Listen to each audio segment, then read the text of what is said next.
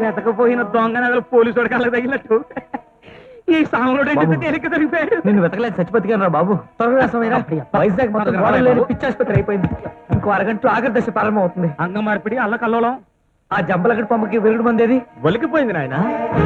ఒలికిపోయిందా? ఆహా, ఎంత చల్లగా చెప్పేవారా నీ అబ్బా. ఇప్పుడు ఎలాగయ్యా బాబు? చిటికలో మళ్ళీ తయారు చేస్తాను. ముందు నన్ను ఇక్కడి నుంచి తప్పించండి. తప్పించాలా? ఎలా? Boss idea. పిచ్చాసుపత్రి జనం కదా బాబు.